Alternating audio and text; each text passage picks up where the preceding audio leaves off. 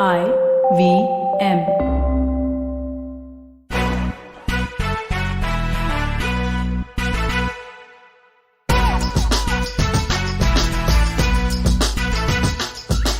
Hi, we're Team Explainer. Welcome to an all-new episode of Press Decode, a weekly podcast where we take Explainer's mission to declutter the news one step further.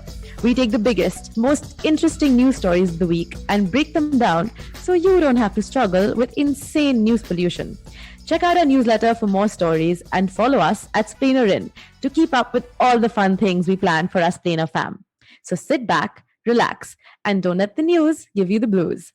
I'm Sadhya, and I have with me Ragini, Sara, and Vata. Take it away, Ragini. I'm Ragini, and I'm what you get when a kid who watches too much TV ends up getting good grades. Basically, I'm a pop culture nerd to the extent that in my final year of uni, I went as Zeitgeist for Halloween. Anyway, one of the greatest philosophers of our time has said, pop culture was an art, now art's in pop culture. This was, of course, Lady Gaga. I'm Sarah. Given how cynical I sound most times, you'd think I'm 40-ish, but I'm all of 21. Some say I'm funny, whereas some others would say I am the joke. What can I say? The current state of affairs demands that one has ample reserves of humor, whatever be their source. I'm Vagda. I'm a lawyer and a morning person who struggles to sleep on time. A hopeful lobbyist for the introduction of the silly face acrobatics in the Olympics. This might be controversial, but I'm both a cat and dog person, mostly at the receiving end of everlasting pop culture recommendations, to which I politely say, I'm adding to my list. But there is no list. This is not to discount the fact that I fell hard for the hot priest in Fleabag, like the rest of the world. I'm Madhya, your host for the day. I graduated with a degree in political science and psychology, ready to change the world one opinion at a time. I'm the bubbly cheerleader friend who's constantly battling the stereotype that a vegetarian foodie is an oxymoron. Current favorites, White Collar, Nutella Crepes, and the First Guy series by Ryan George on YouTube. Those videos are too good, guys. You have to check them out. Okay, so let's begin. Today, we have 3 segments for you, starting with our big story on the crisis in Afghanistan and how we got here. Next up, in our Food for Thought segment, we bring in the latest storm over Sabyasachi's collaboration with H&M, discussing the core question of whether fashion in itself is a sustainable concept. Lastly, in our Roast or Toast segment, we will talk about our favorite and least favorite items this week. Get ready for some meaty takeaways. And Sarah, I'm feeling generous, so I will spare you some snark today. But I have some snark. I'm not going to take meaty takeaways from the vegetarian here. Excuse me. I'm feeling attacked. And so, on that very reassuring note, let's begin with our big story. As you must have seen all over news channels and social media, the US finally withdrew from Afghanistan after 20 years, leaving the Taliban to seize control, which they did over the weekend with no retaliation from the government or the military. President Ashraf Ghani fled the country and citizens swarmed the only accessible exit point, the airport. I saw heartbreaking videos of people desperately trying to hold on to US military aircrafts, hoping to catch the last minute departures from their war zone homeland, not knowing when they can ever return. I heard journalists and activists from Afghanistan describe the horrors of living in uncertainty of life and death, their voices betraying fear and dejection. Some are staying strong, more disgusted than hopeless, calling out our ignorance, our blind eye, and our failures. Now, we absolutely claim no expertise on this very sensitive and very complex issue, but we really do want to make sense of it with you. So, Sarah and I will first begin by charting a modern history of Afghanistan to understand how we even got here. Yeah, so in the 1800s, the region was under the British rule, and it was only in 1919 that it declared independence. From then until the late 1970s, the country saw decades of civil unrest, monarchies, constitutional monarchies, coups, and formation of a republic. In 1973, Muhammad Daud seized power and declared the country a republic. He played off the then USSR or Soviet Union against Western powers. All of this, however, came crashing down in 1978 when Daud was overthrown and killed by a pro-Soviet coup. And a communist government assumed power, but was paralyzed by lots of violence caused by mujahideen or guerrilla groups. In 1979, the Soviet army invaded the country and propped up the communist government. This Soviet invasion lasted till the end of 1989 on the heels of the end of the Cold War in 1991. This period was, however, also crucial for the birth of the Taliban. It was in the 80s that the Mujahideen movement against the Soviet really gained force. Many of the Taliban's early leadership, including Mullah Muhammad Omar, the founder, gained prominence during their fight with the Soviets in the 1980s. And once the Soviets left, these groups were left fighting each other in order to stake claim to power. The country was eventually plunged into a civil war. The country's communist government couldn't survive after the collapse of the Soviet Union in 91, and thus began the post-communist era of Afghanistan. The country at this point was divided along ethnic lines with regional fiefdoms. There was no central authority and life was chaotic. It was in this mess that the Taliban mobilized in 1994 and eventually managed to seize control over Kabul in 1996, which is when they hanged the nation's last communist president, Najibullah Ahmadzai, from Kabul Square. From then until 2001, the country was considered an Islamic emirate by the Taliban, which was governed by a strict interpretation of the Islamic law or the Sharia law. Back then, there were only 3 countries, Saudi Arabia, the United Arab Emirates, and Pakistan, who recognized this Islamic emirate. Enter the United States of America. In 2001, after the 9/11 attacks on the US, Taliban's leadership was faced with a unique dilemma. Osama bin Laden, the Al Qaeda leader who planned and executed the attack from Afghanistan, was in hiding. The US, with whom the Taliban was back then in good terms with, asked the Taliban to hand over bin Laden. Omar, the leader, refused, which led to the US invasion that ousted Taliban from power for the next 20 years. Ever since then, the Taliban have been fighting to recapture what they lost. The US has been trying to extricate itself from Afghanistan since 2015, which is when Barack Obama concluded the war was essentially unwinnable. But Americans were still reluctant to deal with the Taliban. This changed during the Trump administration, where a special envoy negotiated directly with the Taliban, cutting even the Afghan government out of the loop. The result, a peace agreement signed in Doha in 2020, which outlined terms of US withdrawal from the country, which is where we're at now. That Americans were still reluctant to deal with the Taliban after 20 years of being there sounds ridiculous. Because wasn't that your main aim in 2001? Your literal self-declared aim, which no one gave you. No one said you go do this, was to build up Afghanistan's government, military, and economy since you invaded in 2001. You spent $88.3 billion in training, equipping, and in sometimes even paying Afghanistan's security forces. Yet the Afghan forces failed to combat the Taliban. In trying to understand how and why this was the case, I read a report released last week by the Special Inspector General for Afghan Reconstruction, SIGAR, an office created by the US in 2008 to investigate whether America's efforts were successful. According to this report, no one should have been surprised to see the Afghan state fold as the Taliban advanced rapidly. Why?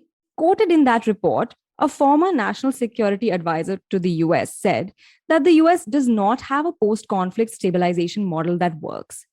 That is hella surprising, but not surprising at the same time. On the military front, I read that the US has never really succeeded in training a foreign military except in some cases like Japan and Germany that have had a history of really great armies.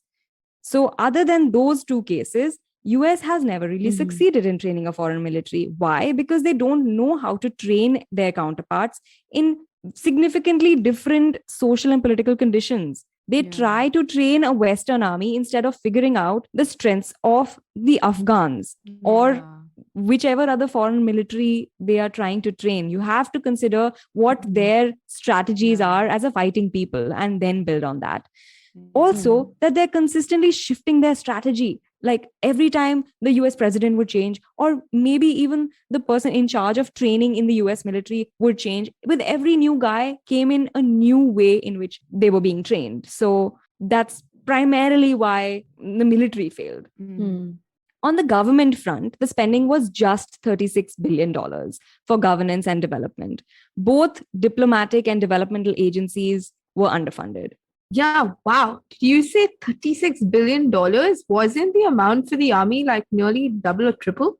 Yep, it was $88.3 billion for military and $36 billion for governance and development. Yet they weren't able to train Wow. them and pick up on their strengths. This is why like they don't actually have like strong institutions, right? Because you Mhm. depended on the military who you threw money at literally to build everything, including a Mhm. police force, which by the way us does not have a national police Oh, force. yeah, they do. Oh my God.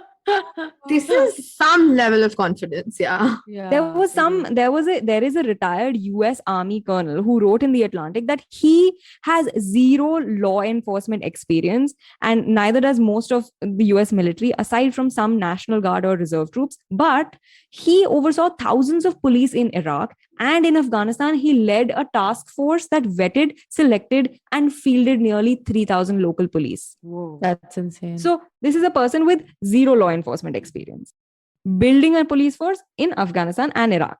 My favorite American story of conflict is the Vietnam War and how the Vietnamese won that war, because it was literally like by using their knowledge of the local terrain and all of that. And I was like, yeah, You obviously know, that is. the same piece that I read about how why the US has failed to really train any other military also said Iran has had a better track record in training foreign militaries because they actually have relationships lasting decades before they go and like train foreign militaries in those particular countries. So Yeah, like I think like throwing money just doesn't mean that you are better. Like it's Yeah. Your invasion strategy can't be fake it till you make it. yeah, for sure. Like imposition, like not taking into account what the specific contexts. Ragini's analytical skills are my favorite takeaway. They were being very American. No, it's because I'm like, okay, like, how can I can understand if your policies change as your governments change, but how can your stand on a particular issue keep changing? It's a bit, it's very American, America hai to kuch bhi karenge. yeah, that's actually a very interesting concept in international law also, recognition of a state and like what happens when the government of a particular state changes, how do they respond, and like how do they fulfill the responsibility of their legal responsibility to another state, to another country, something that they promised, that the previous leadership had promised, but you don't want to do. So what happens Yeah. of that? Mm-hmm. It's very interesting, Or although it's too long. consequences for actions. I Yeah. think there's just a theme, a recurring theme. Yeah. So on the government front, they spent $36 billion for governance and development. 1 second. How much did you say? $36 billion. Jesus Christ.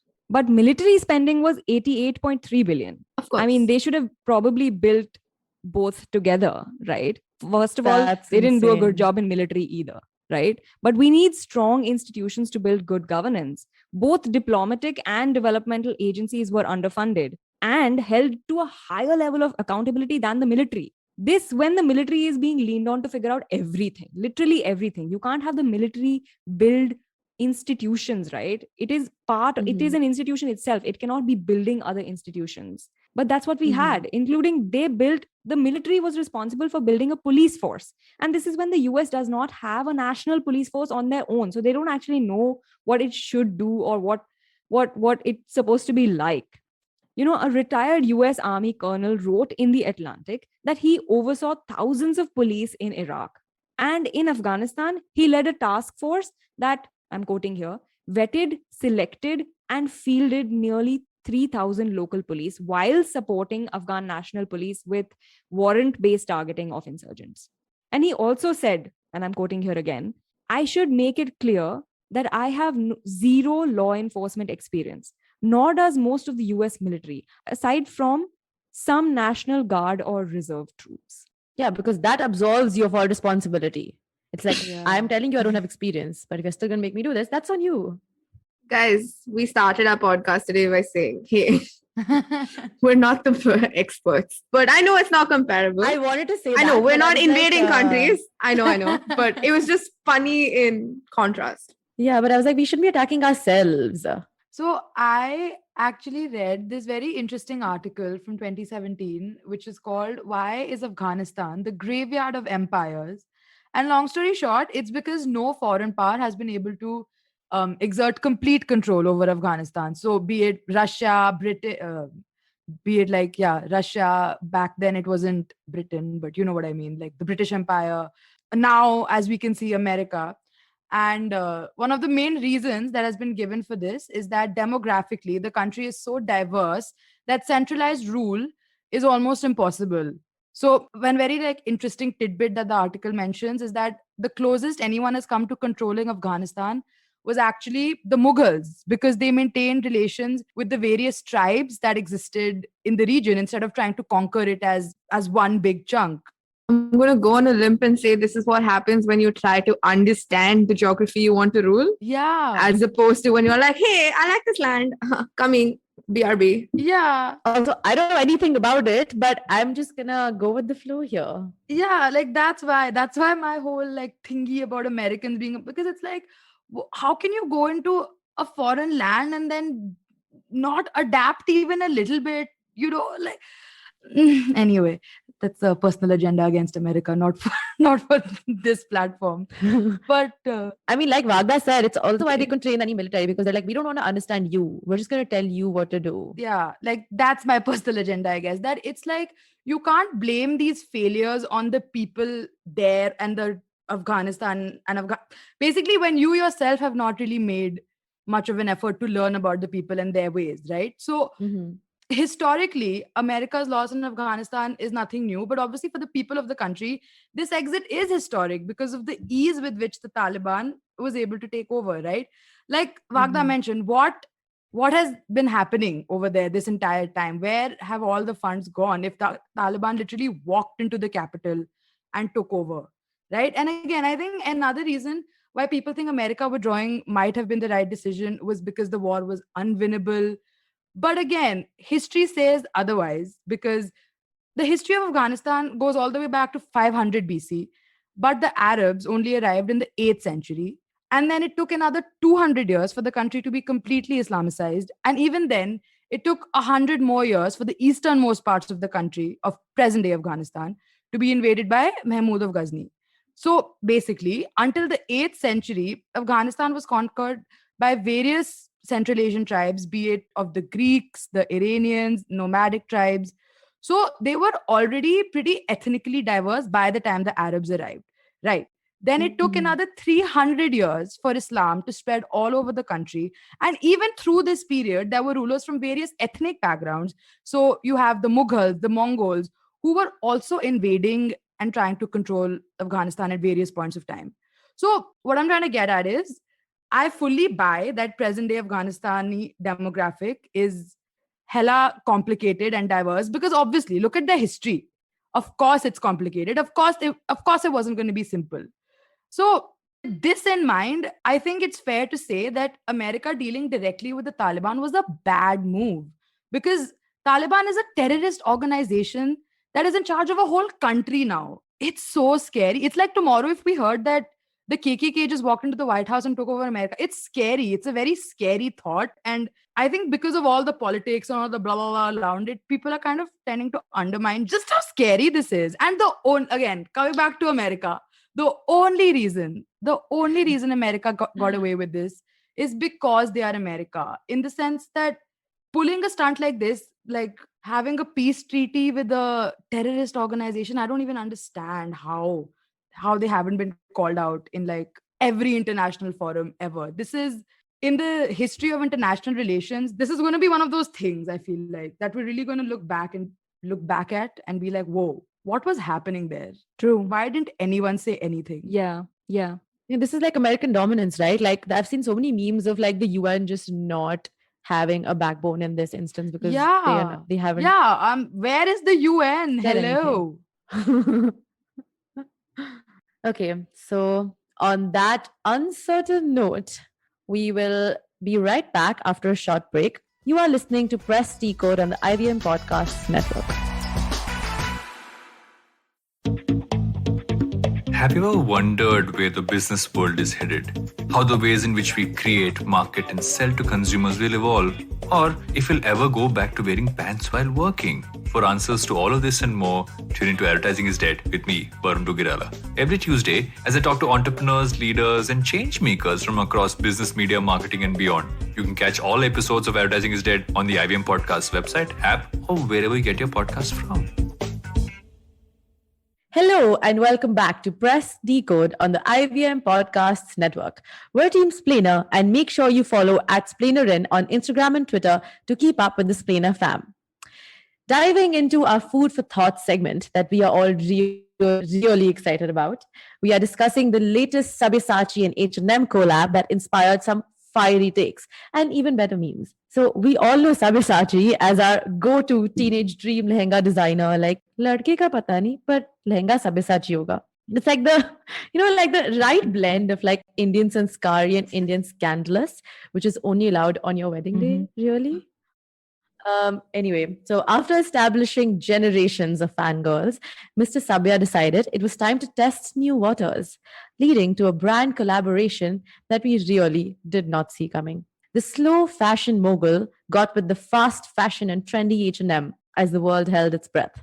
From pieces ranging from $799 to $9,999, this pricing for the collection is a dream for true Sabyasachi fans who may not all have been able to afford the 1 lakh starting price range. But the only thing that baffled me personally was like, why would someone as sought after as this world-renowned designer go for such a principally off-brand collab? Like, what's in it for him? So according to his first statement, he obviously wants to go global, right? His wish to bring India out of the manufacturing country tag and break the glass ceiling is what motivated him. It's his brand.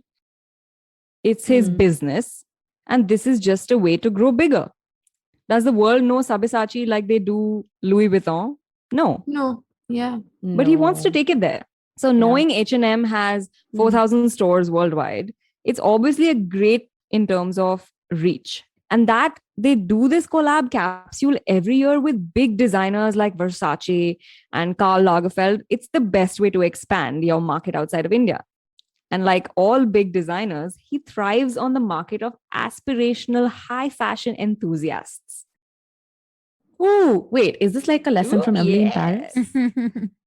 So an H&M and Sabya collaboration expands his aspirational high fashion enthusiast market to 17 countries where the collection went live all at the same time. So you called off-brand. H&M is off-brand for Sabya, as did a lot of other people on social media. But is it really? I mean, Phoebe from Friends dissed on Pottery Barn in the year 2000 and Sabya has previously collaborated with them. So Really? With Pottery Barn? Yeah. I like how your science and logic to this was Phoebe said it. No, that's because even Mic I'm drop. like, if Phoebe is dissed it, then it must be bad. Yeah, she was basically what we are now, right? So it sounds okay. I don't know. There's one more thing that makes me very suspicious. In Jan 2021, Aditya Birla Group acquired 51% stake in Sabya's brand for 398 crores. Since 2018, Aditya Birla Group has been under fire for viscose production related pollution in Madhya Pradesh, with levels of carbon disulfide 125 times more than what WHO recommends. Not recommends, but like their guideline values. So, yeah. Recommend. No. How they... Like this much is fine. This much pollution is okay. So, Aditya Birla Group has been under fire for that. But guess who supplies viscose to H&M? Aditya Birla Group. Yep. Oh, that was such a twist, man. No way. Damn, I take my off-brand collab back. I think this is very principally off-brand. So the Dastakari Haath Samiti, which is an association of Indian craftspeople, wrote an open letter to Sabyasachi the other day, which again, they raised some very good points. But so I was reading it as a consumer, right? So I'm gonna mention the bits that stuck out to me as a consumer. Okay, they said, and I'm quoting, many of the publicity statements speak of this collection as linked to Indian design and craft, while carefully omitting the fact that it has not been manufactured by an artisan. Is this not misleading the consumer for profit? what exactly is the link of this collection to Indian craft? And okay, the letter poses this as a question, but if you read the whole thing, the question is basically rhetorical. Okay. And why it stood out to me was because when Sabyasachi got all that online backlash, there was this counter narrative of, Arey, but it's Indian talent being showcased on a global scale. The campaign had Indian models and da da da, all of that. And there was even an opinion piece that I read, which kind of came from the space of, well, it's Sabyasachi. Why did you expect him to be ethical in the first place? And that I have an issue with, because it's, again, we're getting caught up in blaming one another without actually holding the people who have messed up responsible. Okay. Because, okay, long story short, fast fashion sucks. We all know this by now. Have I cut it out of my life completely? No, I cannot. I want to wear nice clothes.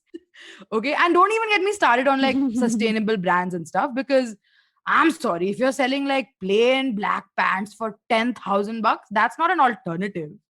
That's that. It's plain black pants for 10,000 bucks. It's manipulation. Yeah, I saw this like plain white shirt.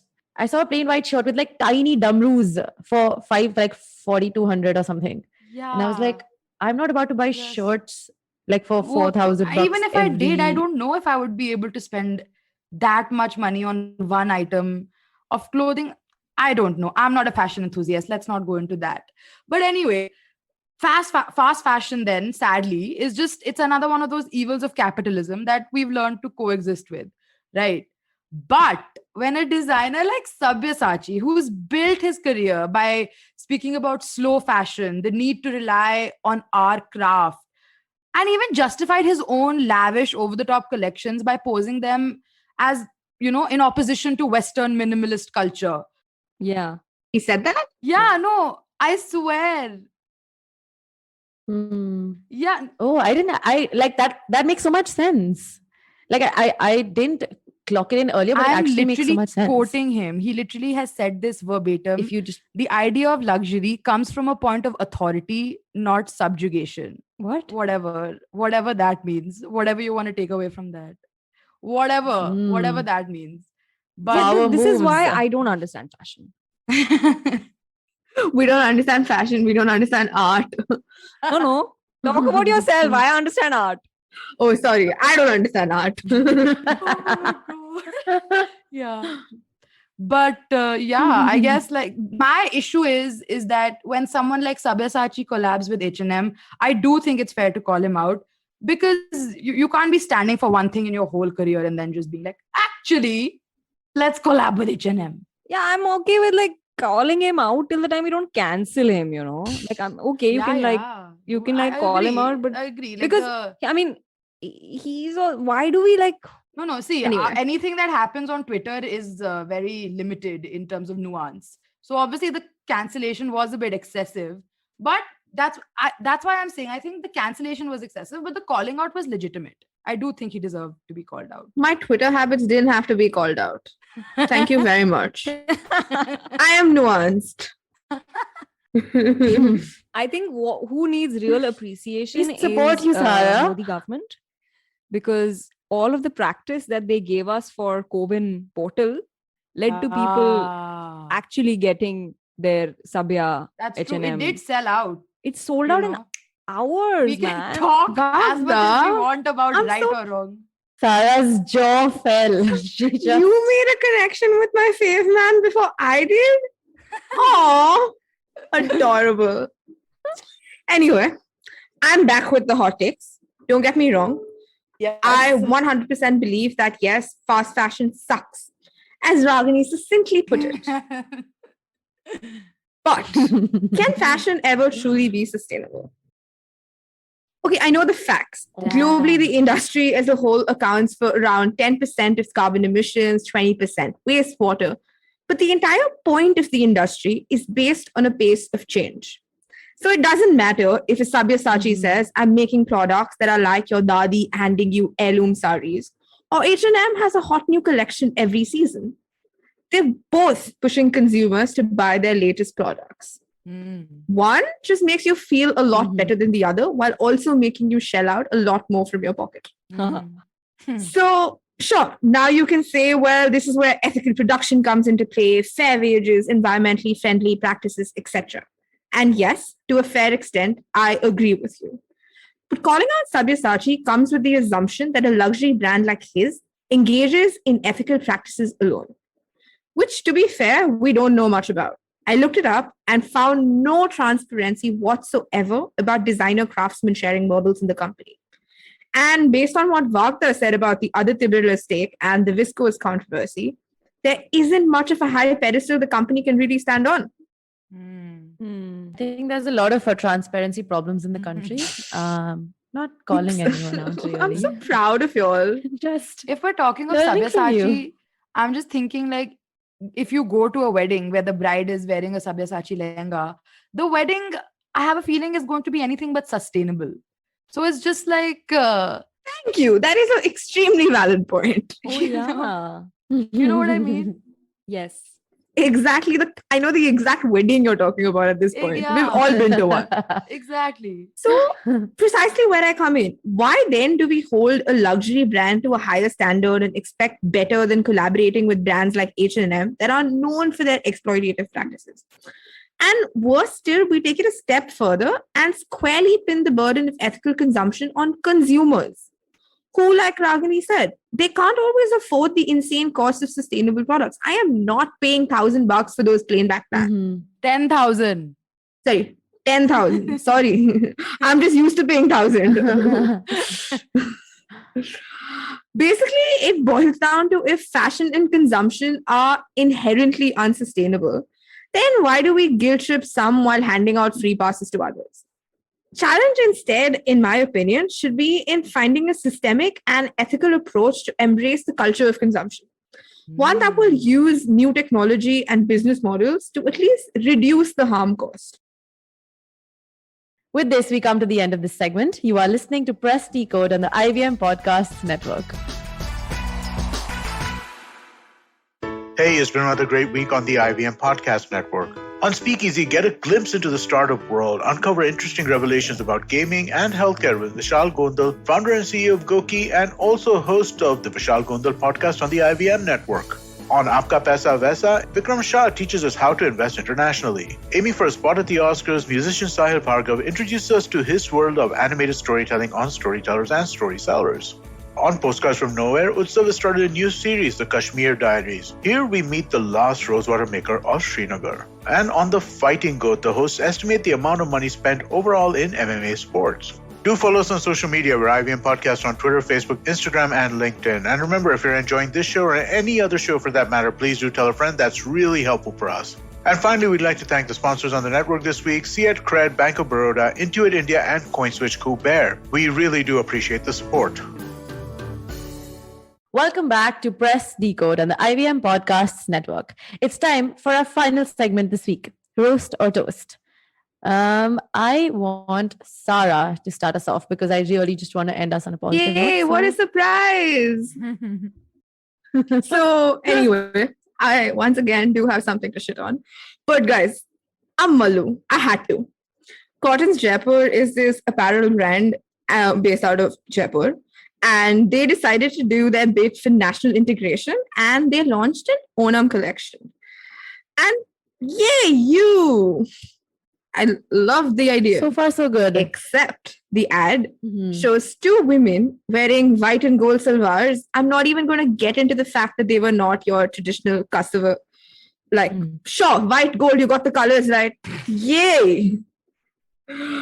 Minimal expectations. But they are eating out of banana leaves again, but they're eating doshas and idlis on a banana leaf. And the two things that ought to be on your banana leaf sadhya, the rice and the papadam. I think this is something that like I saw a lot of outrage on Twitter and even we had it, but this is something that pissed me off the most. The two things that ought to be there were on two far ends of the leaf. Nobody gave a shit about them. And everyone cared about the damn dosha and the idli. But what goes in Sadhya anyway? Can you like tell our listeners? Maybe they don't know. There are 28 things and you have put me in a spot because like 28, 29 things, they put me in a spot because I can't possibly name everything. No, but like some items. Avial? Yes. Avial, eresheri, thorin, papadam, rice, ghee, lots of things. Mm. Mom's literally making so Onam is this week. Mom's Yes. making her menu. So there's a lot of things. Oh, None of yay. which are doshas and idlis. Anyway, I just want to say, like, do this, use the festival, but like basic research kar lo yaar. I'm not even the maluest malu around. But Sarah, I did see that apparently the banana leaf was in the right direction. Mercifully, there is only ulta thodi rakhi. Redeemable quality. What research, man? That's some high classified information. I saw that on Twitter and cracked up. I was like, oh, that's your standard. At least the banana leaf is in the right direction. Sorry, I'm very sorry, Sarah, that you have to go through this like that. Thanks. Okay, Sarah, I will join you this week because. What are the odds? know. Are cheerleader bubbly persons here with me in Grunge Fest? Just Okay, you will find out why because I'm also a vegetarian, so you will see why I have a least fave item this week. Pizza Hut in Taiwan has a new pizza with, I don't even think you can guess the toppings if I asked you to, with preserved eggs, pig's blood cake. I don't know what that looks like. I don't want to see what that looks like. And cilantro. That's fine as toppings. Like, okay, like you as a guys, I don't want to vegetarian. make it too wild. Might as well add some cilantro on there. Remember? I don't know if you have those friends out there, but I have a couple of vegetarians, and I know somebody else in the friend group will always, "Arey, but gravy kha lo." So here they're just like, "Arey, dhania kha Oh lo." my god, that's me. I'm that person. Me also. Me also. I Please will eat the eat dhania. So, like, I had no words for this except the green face emoji. I mean, the company does insist that, quote, once melted mozzarella cheese ties them together, the explosion in your mouth is better than you had But imagined. I'm sure No. it is like that for the Taiwanese. No, like I remember doing. I'm sure, but I'm I'm not even vegetarian, Radha. Taiwanese, and I don't know what you're gonna think, Adya, but I am really like, maybe the mozzarella cheese does tie it up. Like, okay, I'm very happy that you have this very experimental palette, but I Fair enough. Arey, I had, pig's blood cake is no like response for this. But paneer only, basically. Paneer samajh ke kha lo. Paneer samajh ke kha lo, bro. Thanks, AIB, for years to come. but this was actually dreamed up by data crunchers, guys, who were like listening to what foods people were talking about online. Who is talking about pig's blood cake? I'm Someone, sorry. clearly. People in Taiwan. That's the data And they're Sarah. listening to, not And Adya. Sarah. And This Sarah. is like some wild imagination. Yeah, but isn't this yeah. pizza? Anyway, but this is also Sternapi pizza. It's I the was just best gonna say, selling. but I also vaguely remember reading it was their best-selling pizza. Oh, wow, it was. One is bought every 8 seconds. So within the time that we have talked about this, at least till like 10 pizzas. So you're have on been the wrong bought. side of history. This is the Yeah. pizza to go with. Oh my god, Adya. That's Let's move on to the favorite items. I have one from our Friday Yes. edition. So scientists have discovered that chimpanzees and bonobo monkeys appear to say hello and goodbye to each other. Oh, that?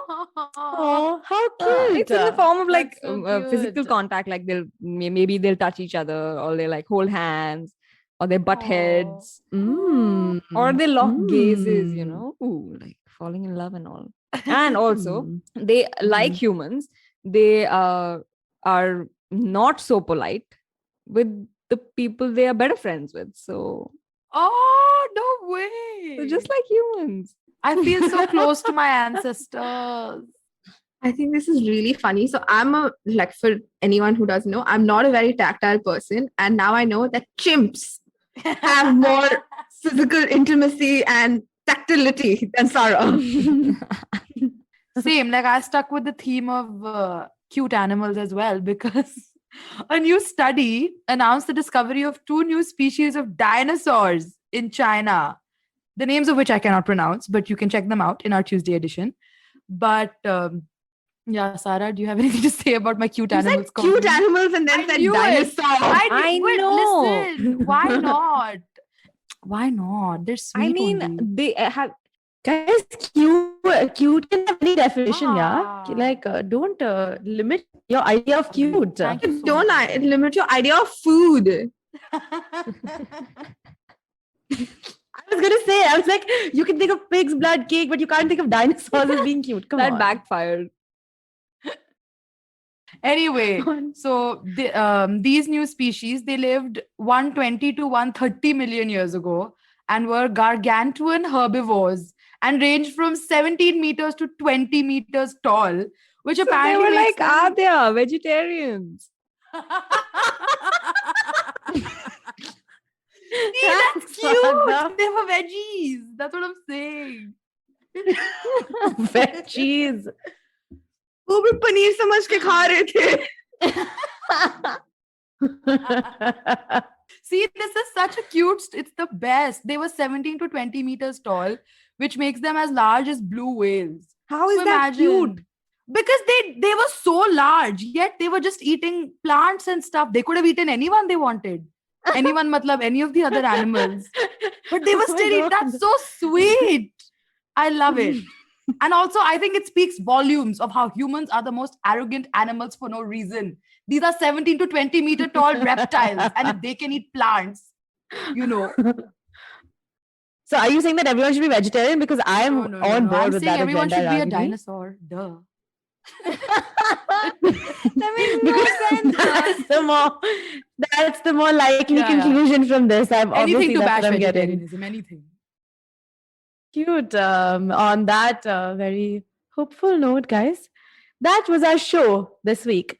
Thank you so much for joining us on Press Decode. You can catch us every Thursday on the IVM Podcast Network. And guys, please remember, don't let the news give you the blues.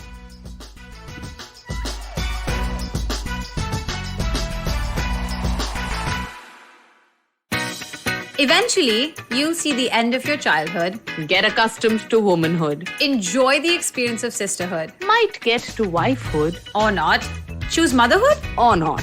You'll learn to define your personhood. earn a livelihood, Change the neighborhood. and get rid of the falsehood that life post academia is easy. So join me, Ritasha, And me, Ayushi, on a journey from station starting point. to station, what now? Next station, Pudin station, and hopefully, Agla station, adulthood. Fresh episodes out every Thursday.